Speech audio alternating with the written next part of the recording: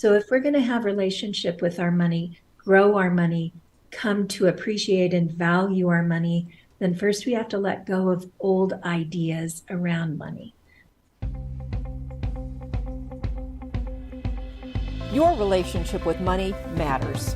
I'm Michelle Perkins, and this is the Money and You podcast, where I will be breaking down your relationship with money, offering tough love money tips, and a money dating plan that will focus on lifting the barriers to success to help pave the way for better money practices and increased wealth. It's time to take control to live a limit-free life. It starts today. Hello, hello. Welcome to the 100th show, the 100th Money and You show. Woo! So excited about that. And Tony, we've done it. We reached 100. So that is super exciting. I want to thank UBN Go for getting me to this point. There was actually a couple of years of the Limit Free Life show before this even. And so we've been together a little while now, and it's been a great time here. So thank you to Tony and all your great people.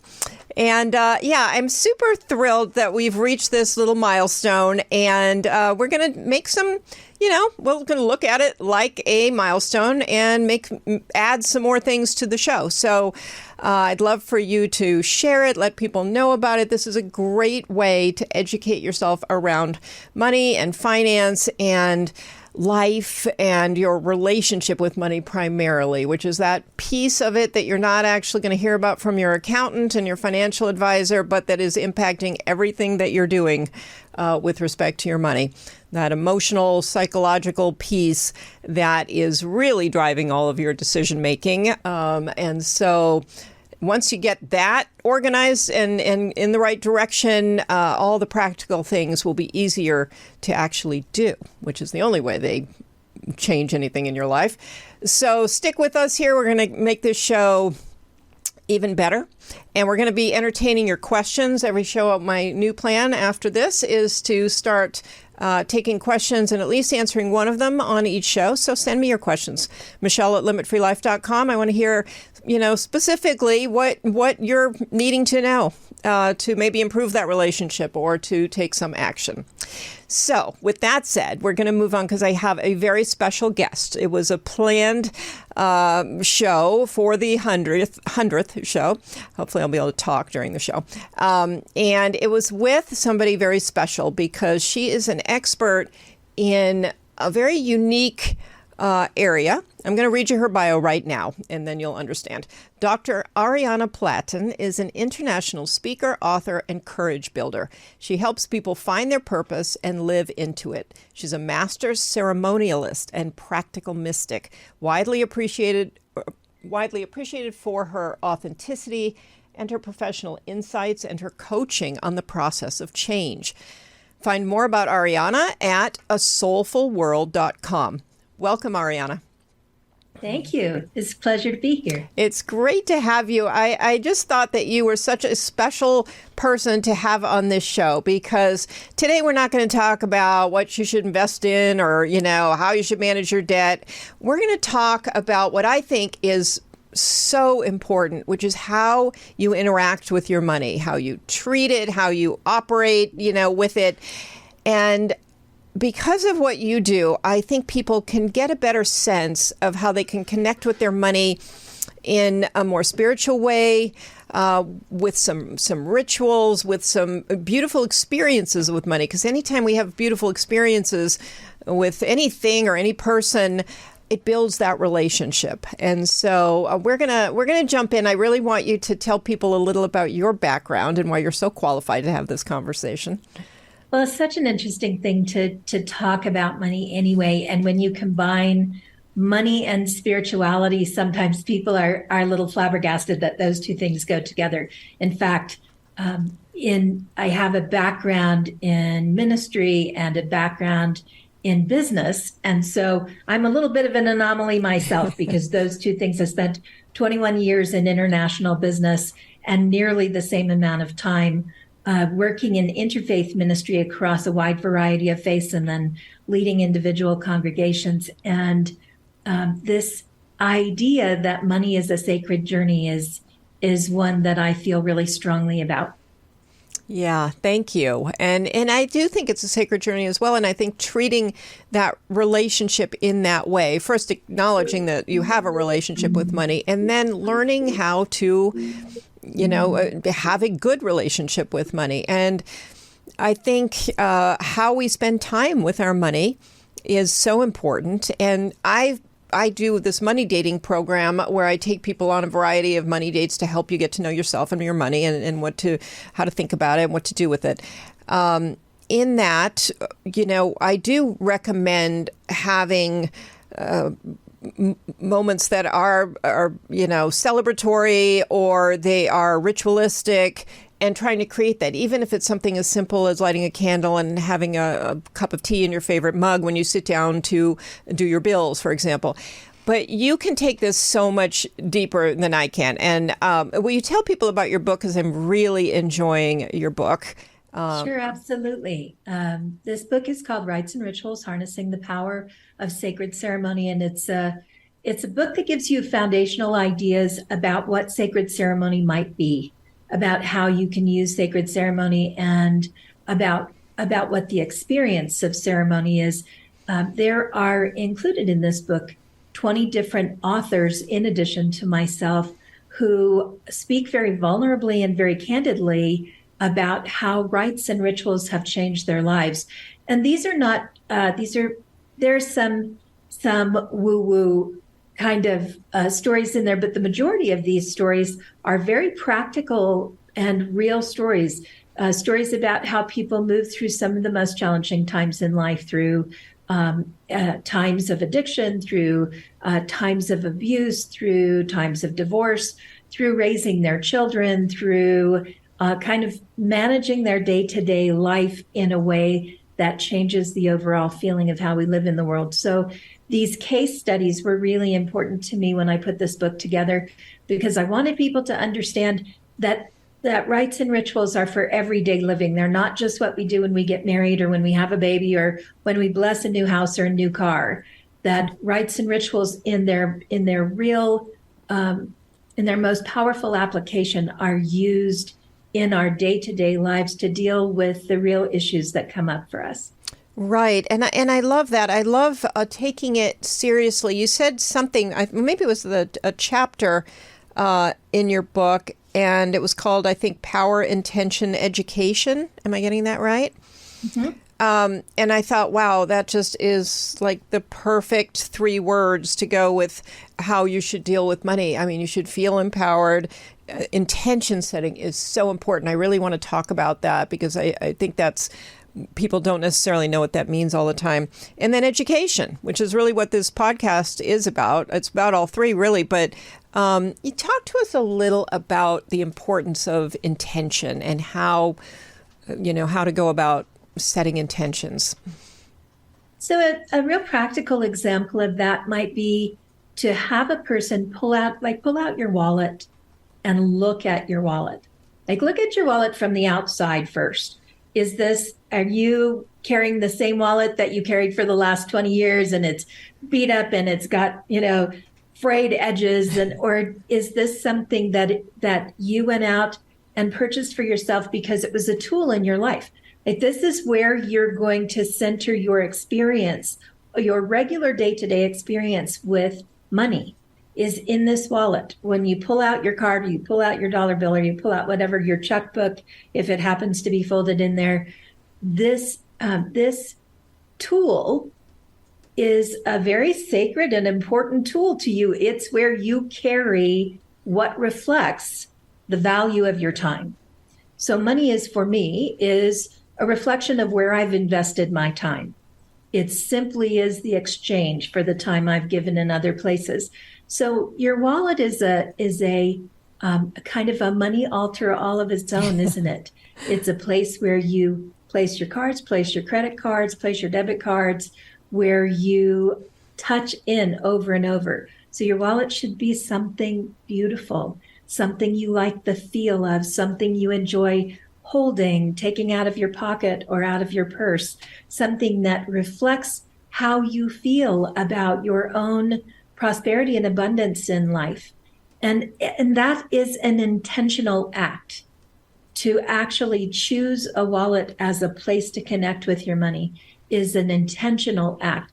Intention means that this is more than it's more than something we just move through. It's something we actually put our heart and soul into and do with purpose.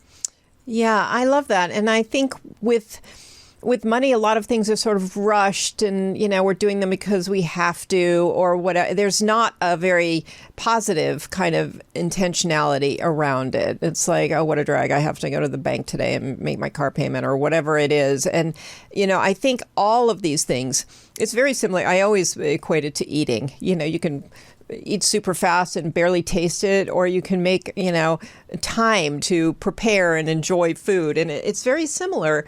And I think it might even sound silly, but there's so much value that you get in being present in the moment or being intentional with your money and not just rushing to get whatever over with. Absolutely. And it says something to you before it says something to someone else, mm-hmm. right? So kind of like your shoes. Like when you choose your shoes in the morning, it's that you choose a pair of shoes that say something to you. You choose shoes for comfort, or you choose shoes for elegance, whatever it is, you choose it because you're choosing what it will say about you, what those shoes will say about you out in the world.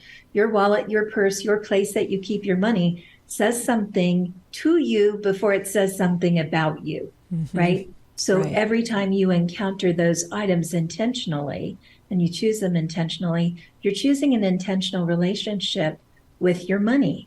And I love the idea of dating your money. Like, I want to show up in a good way, right? Yeah. I want to show up like I expect my relationship with money to be.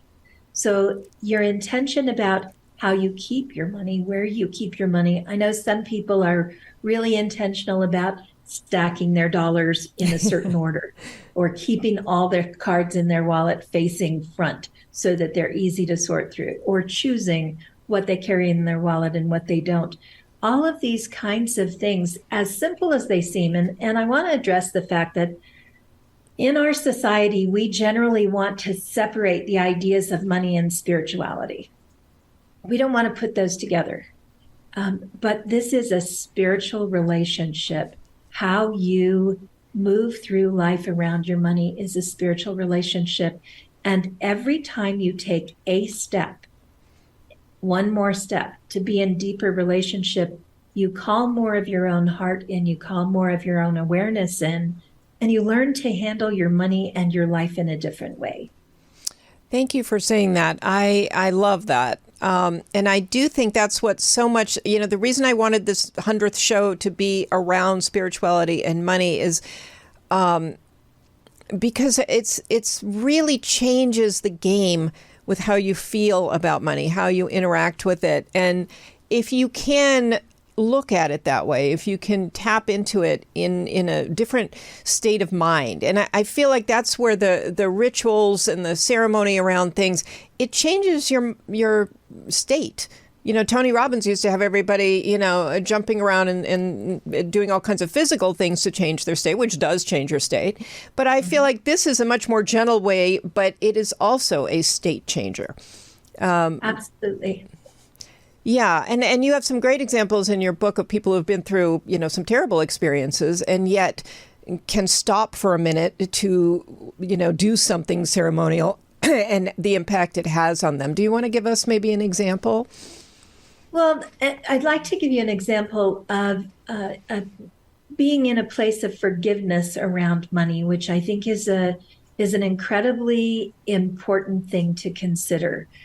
We all have history, whether we recognize it or not. We all have history related to how our family relationship was around money. If we grew up with an idea that there wasn't enough and we struggled and we were taught, don't ask for too much because there's not much available, or, and it's more in lack. Although sometimes we have people who have lots of money and didn't grow up valuing it because it was so abundant and available that they really didn't have to form relationships. Somebody else was going to give it to them. So to kind of forgive your past around money, to forgive yourself if you have maybe handled money poorly. We all do, I think, at some point in our life, handle our money maybe less than responsibly.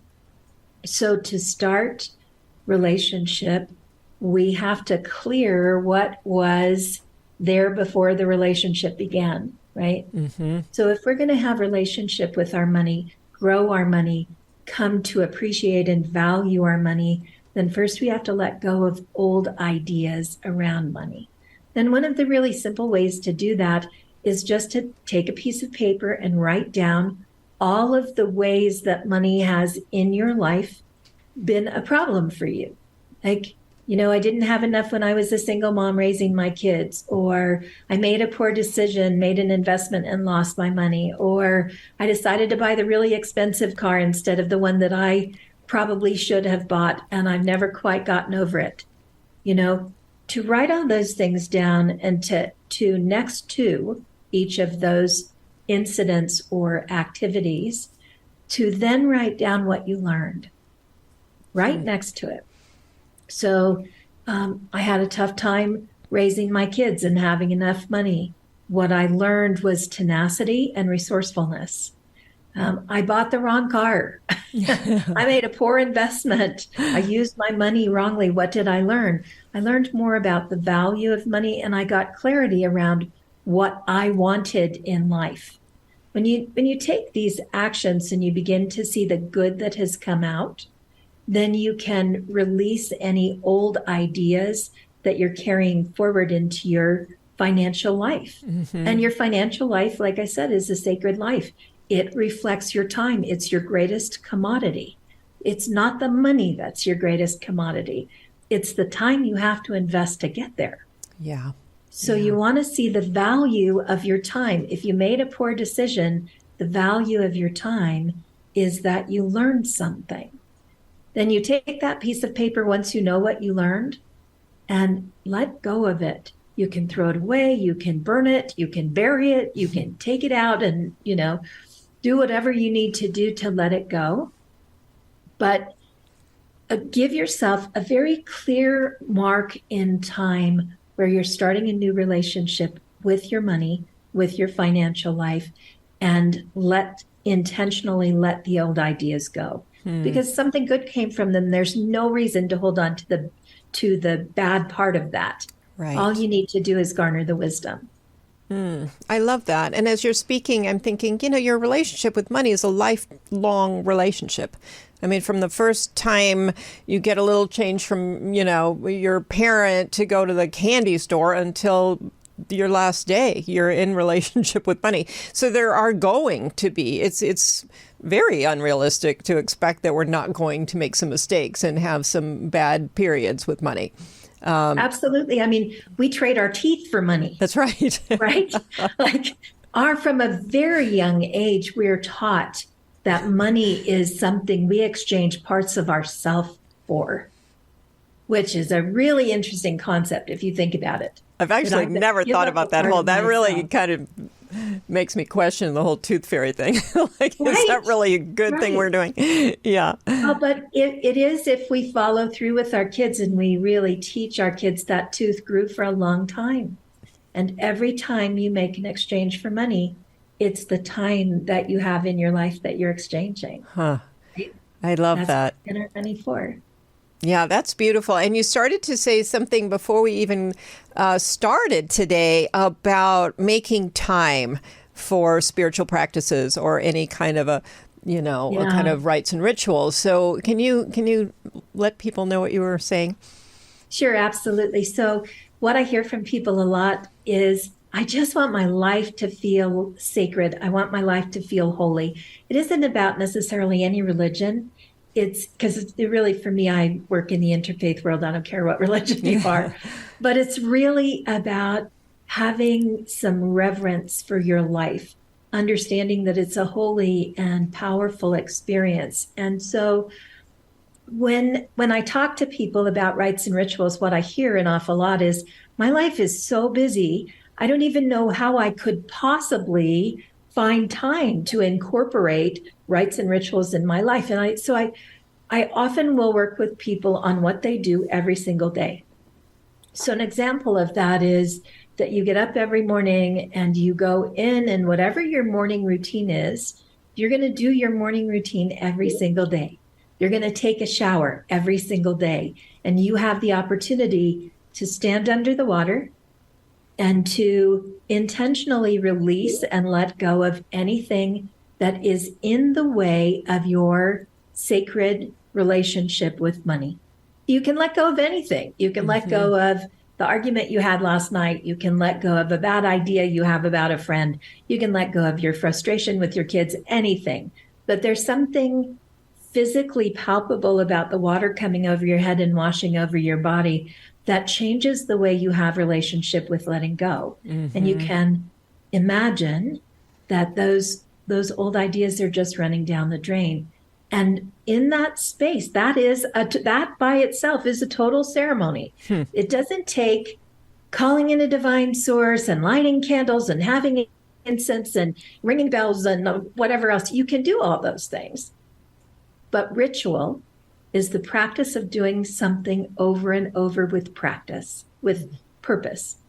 So you can brush your teeth every day. And as you brush your teeth, instead of thinking random thoughts or trying to figure out what you have to do later in the day or tonight when you get home, use your toothbrush and brush your teeth with the intention that you will prepare your mouth to speak the words that call the abundance and wisdom that you need for your life.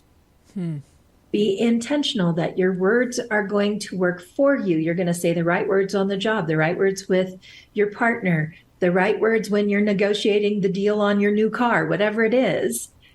You can use that process to clear away anything that is in the way and to intentionally, willfully call forth the right words so that you get the outcomes that you want in life.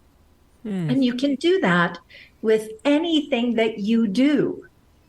All day long, you do the same thing over and over. If we need to eliminate something from our lives, when we go into the bathroom to eliminate, it's a great time to think about what we're letting go of, right? We're eliminating things we don't need. We dress a certain way. We choose our pair of shoes. We fix our food. We vacuum our floor. We do our laundry. And we do most of that thoughtlessly or in the state of worry.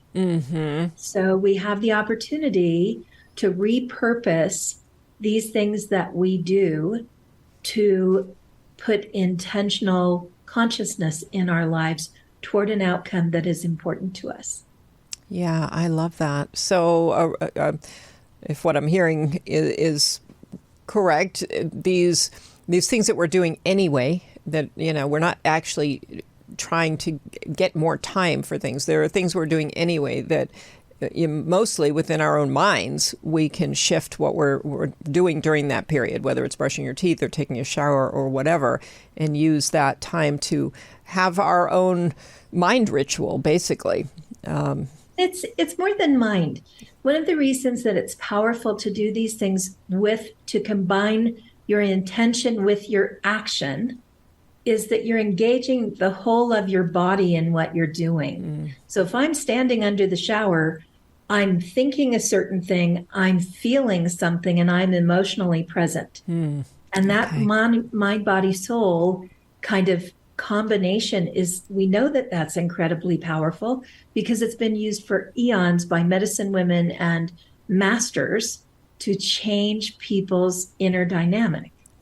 So when you can combine something physical with the mental intention and let yourself drop into your heart and be present to whatever it is you're doing, actually be in the present moment, right? It will shift you. It will change you. It will make you more aware of your life. It will pull you into the right now. Right. And the right now is the only place we can actually make change. Yeah, absolutely. So what would a suggestion be for people who are, in some kind of a financial struggle, very stressed about money? Every time they get in the shower or brush their teeth or do anything, all they're thinking about is fear around money. Do you have a suggestion?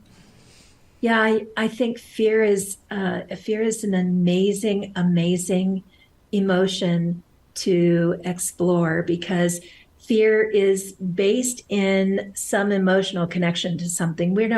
If we're not invested in something, we're not afraid. So when we're dealing with fear, prior to being able to set a ceremonial intention, we first have to really look at what we're afraid could happen. What is it that will happen? I'll lose my house. I'll lose my car. I can't pay for my kids' lunch. Whatever that is, if I don't invest right, my retirement is going away. Those are concepts. They're projections forward versus I'm feeling worried that my children will not have what they need to move through life, right? Like it's not just I can't pay for my kids' lunch. Right. It's I can't be the provider. I'm not the superstar. How will my kids feel about me? Mm-hmm. And when I can get down to how will my kids feel about me, then I can go into a ritual, into a ceremonial setting. And a ceremonial setting just means intentionally walking into space, preparing space, and being in that space together. I can call my children in and I can talk with them and say, gosh, you guys, I'm really having some worry that I might not be able to do everything I like to do. And I just want you to understand that we're going to say a little prayer together and we're in this together. This is you and me doing this together. And you can light a candle and pray in whatever words you want. If you're not a prayer person, prayer is just how we use our words. It isn't about beseeching someone out there. Prayer is about how we settle inside of ourselves. So here I am holding the hands of my children, telling each of them about the gifts they bring in the world and asking them to share with me the gifts that they think I bring into the world. And then be able to say, with all of these things that we have together, I know we can create a beautiful life, can't we?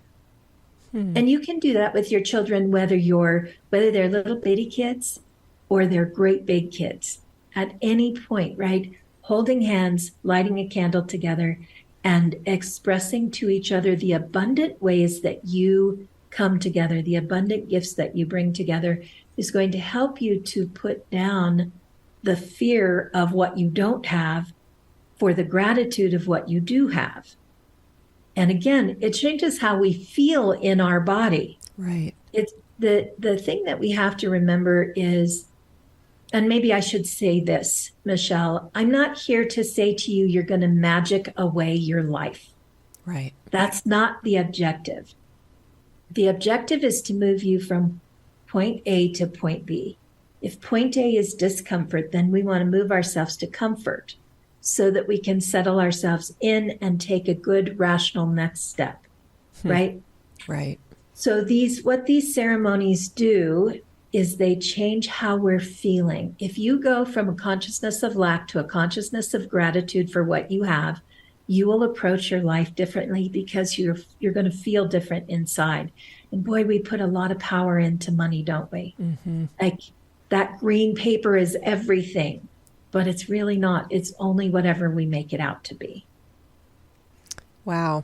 Yeah, that was beautiful. And a lot to think about there. It's very interesting because you've studied rites and rituals around the world. And do you find globally that's what it's about? Just trying to shift how you feel, essentially? So I would say that I have worked with master ceremonialists who make miracles. I mean, there are miracles that happen in the world every single day.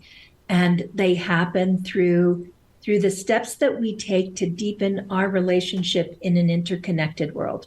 Whether you see that as interconnection with all people or interconnection with some kind of archetypical form, interconnection with the God of your knowing is what I will often say, that whatever the God of your knowing is. It all begins with a change in our perception. And if you think about it, it's not that hard to understand. Think about a wedding. When we have a wedding, what we're really doing is we're taking two people and we're saying, geez, you're starting out here and you are two separate people. and I'm going to walk you across a ceremonial threshold. And somehow when you get to the other side, you're going to feel like you're one heart. Like I have brought you together. You have brought you together. To do that, you're going to say words to each other. You're going to exchange a token of your love. You're going to stand in front of witnesses. Could you just look at one another and go, yeah, I take you. You're the guy. I'm marrying you. We're done. Doesn't take a ring. Doesn't take a whole group of people. None of that is necessary to commit your life to someone. But something changes for everybody in that environment because we took these steps. And that's true with every kind of ritual or ceremonial activity that we're engaged in.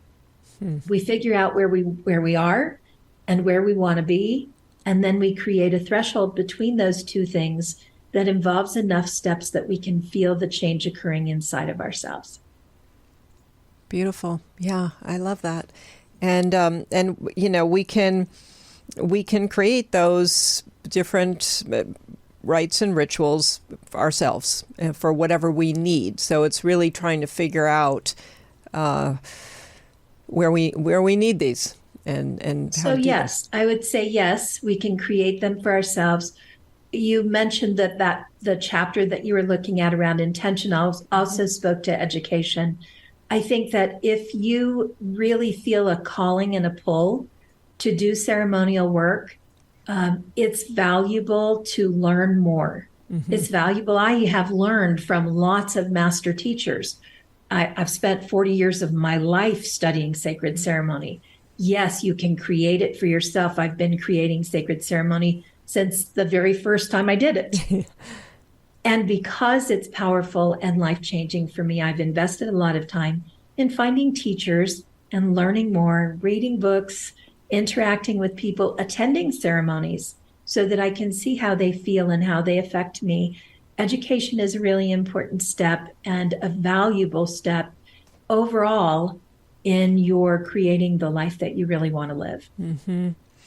Yeah, I love that. And, you know, you somewhere in there, there's this a mention of rites of passage.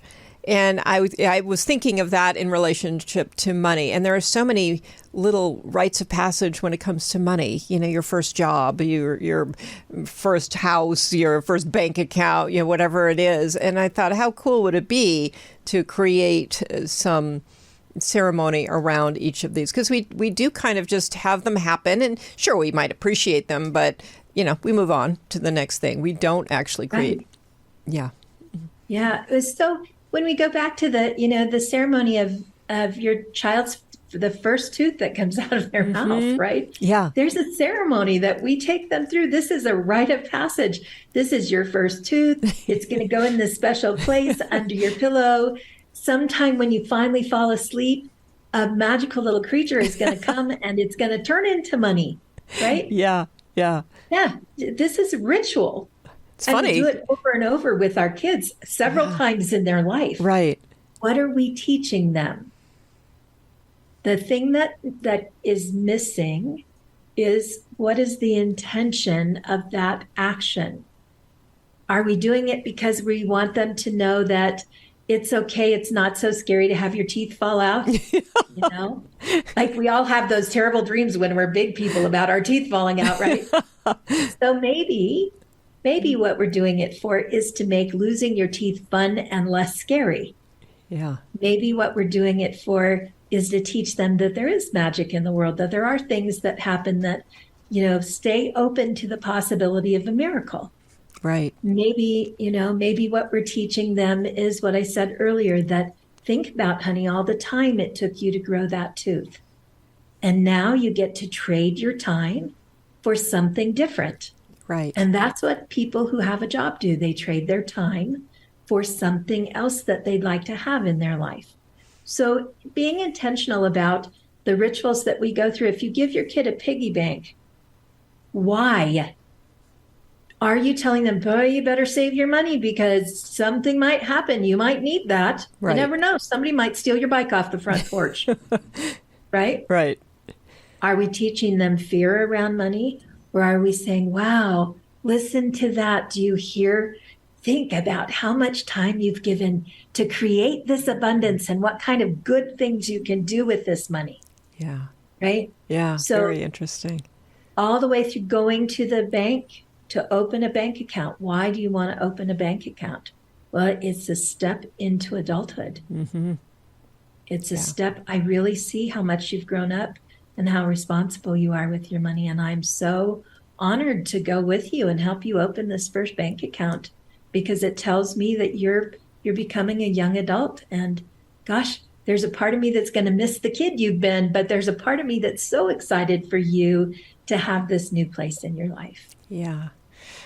Oh, I love this. I could talk about this all day long. And as it is, I've used up most of our time on this. And I want to segue for a minute because along with what we've been talking about, you do help spiritual people, leaders, teachers, healers, people who do work in the spiritual realm to understand more about money themselves, because there has been this disconnect. If I'm spiritual and I'm working in spiritual areas and I'm serving people, I don't know, money is like secondary to the whole thing. So well, money is evil. Maybe that money too. will corrupt the whole spiritual work, right? Yeah. So I'd love for you to take the what we have left of the show and talk a little about that, because even if that's not your world of work, people have that feeling anyway. And so, right. Yeah. Right. And so I refer to them as spiritual entrepreneurs. Sometimes you'll see in the media the word soulpreneur. Mm-hmm. They're people who are holistic healers, spiritual leaders, people who are they could be your Tai Chi instructor, your yoga instructor. They're people who are actually engaged in spiritual work, and this is how they provide for themselves. So what happens for a lot of us in those fields is that we feel an inner calling, like, I don't know why I need to do this, but I don't know one yoga teacher who's making a lot of money, but I need to be a yoga teacher. Mm-hmm. And so a lot of times what happens is that people get the calling in, the feeling that they need to take their spiritual gifts into the world of their business. And a lot of times that's to create a sense of wholeness too. Like they're integrating who they really are in all the aspects of their life. So people don't recognize that is a $450 billion a year industry, and growing is expected to double by 2030. Wow. It's a growing industry. And so when you come into this industry, whether you're a yoga teacher or a spiritual leader or a speaker on a spiritual topic, or what it is that you do, being able to think through the lens of financial health is as important as thinking through the lens of the spiritual health of the work that you do. Being able to think about the very practical ways that you create a successful business, because listen up, folks, if you're not making enough money, you don't get to do your good work in the world. Mm-hmm. You are out. Yeah. Pretty soon you're back at wherever you were trying to, pull your dollars back together. So one of the great privileges that I have in the world is to coach and run a business mastermind for spiritual entrepreneurs who are looking to be successful enough that they can sustain their life and live in ease and keep themselves in the balanced place they need to be to do the good work they were called in to do. Right. Oh, I love that. And how do you find that the mastermind helps them? I'm part of a mastermind. I personally love masterminding. Mm-hmm. But how is that changing things for them?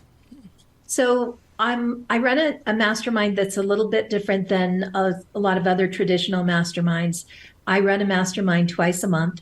And in the first half of the month, in the first gathering, I'll actually teach a class. I might teach a class on using a budget. How do you use a budget? Or I might teach a class on finding the right kind of volunteers, or how you walk through in a business-oriented way how you walk through onboarding the support you need in your business, your VA or your administration team, or your whoever is building your website, or any of those people. And then in the second part of the mastermind, when we gather again, we'll look at that topic through the lens of your business. Let's talk about what you're doing, about how you use a budget. Do you have a budget? Do you know where to find, where do you find the documents and the programs to develop a budget? What do you have to budget that's different than anybody else? How do you actually figure out what should even be on your budget? And how do you then both use your budget successfully and also, again, make your budget part of your spiritual journey through service to the world? So there's a lot of, the nice thing about a mastermind is that people share their ideas. So you're not just hearing from me, you're hearing from other people who have their concepts in place, their constructs in place, and who have a lot of the same challenges that you have. So they have, a lot of times you can take giant leaps forward because somebody else has a solution that has not come to you. You haven't had to earn your way to yet. Right. Oh, love that. And what do you see? Can you give us an example of a change for someone who was struggling? Yeah, I think the biggest change that I see in people in our mastermind is a sense that there's a kind of foundation to the work they do. What I really see is people come down into the physicality of running a business. And I say that because a lot of times people who are spiritually oriented are very up in their heart and in their head. Mm-hmm. How they talk, where they live from, what they express is kind of up in here. And when you know that you're in control of your business, you find power within your body. You find a settled, your back gets straighter. You feel like the business that you have has grounding and that it's respectable business. A lot of times we have a hard time, spiritual people have a hard time thinking of business as part of what they do every day. But once they find their feet on the ground in it and their life feels sustained, they can do even more in an even bigger way. And I see people really come into themselves, really flower and blossom in their business once they have the little things that get in the way taken care of. Yeah, I love that. And it comes back down to some of that education that they haven't received because they've been busy, honing some craft of one form or another. And it's so interesting when those things merge. The service that they provide will always be the most important thing. It will just be supported by a new knowledge and new behaviors, and that's going to make it work ultimately. And it's really a very unique field to work in, because when you are running a business, you're usually motivated by selling a product and whatever your profit margin on that product can be. Right. And this is a very different thing. People who would qualify or consider themselves soulpreneurs or spiritual entrepreneurs are not motivated by the profit. Yeah. The profit is secondary to the calling that they feel to do the work that they do. So to have someone who really understands the calling facilitate that business mastermind with an understanding, and to show the value of the foundational practices in business to meeting the calling, that's not something that just everybody can do. Right. Well, thank you. That's amazing work as well. And do you use rituals in your program at all? Absolutely, I do.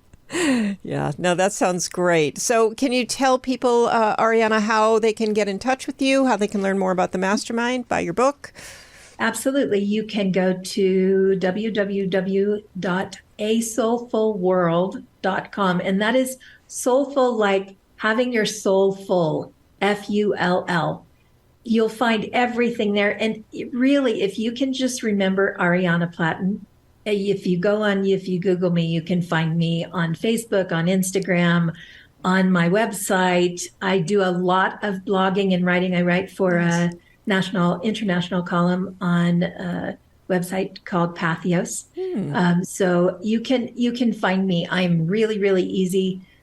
Just look at the spelling of my name and go Google me, and you can find me. Okay. Well, thank you so much. I love this. I love the idea that we're having a bit of a rite of passage right now, because you're celebrating here with me this 100th show, and it's time to, take it to a new place and a next level. And so I see that as a bit of a rite of passage myself, and I'm going to figure out what kind of little ceremony I can do this evening. And thank you. It was a pleasure meeting you. I like the idea that money is a support and an ally in your life, and something that isn't troubling, and something that, is combative in your life and stressful and fear-based and on all of that. And I feel like just hearing your voice, you've got a very lovely, calming voice, and hearing what you're talking about gives me hope that people will be able to sort of settle into that centered space to deal with their money, which I think better decisions are made in that place. Well, congratulations. 100 years is a big deal. Well, 100 shows, not 100 years. I'm not quite there yet. Sorry, 100 years, 100 episodes, not 100. Thank you. Not 100 years, 100 years is coming, but I'm not sure I'll celebrate. Yeah. Thank you. Thank you so much. I know your time is valuable, and you've got all kinds of things going on, and I really appreciate you being here today. My pleasure. Okay. Well, take care. And audience, please check out Dr. Ahriana Platten's book. I'm really enjoying it, and it is on Audible, which a lot of people ask these days if they can listen versus read. And but I actually think it's one that you want to have as a written copy as well. But so think about what you can do to enjoy some more rituals in your life, and maybe use them in some way to really give yourself a bigger sense of empowerment over your life and your money, and particularly your relationship with money. And I hope you'll continue to listen to the show, share it. We're on all the podcast platforms. We're on Roku. We're on the Limit Free Life YouTube channel. We love having you listen to the show. We're continuing to bring wonderful shows to you, and you can help us do that by sharing the show with your friends and giving us a like or a review or whatever you can do. So thank you so much, and we'll look forward to seeing you next week.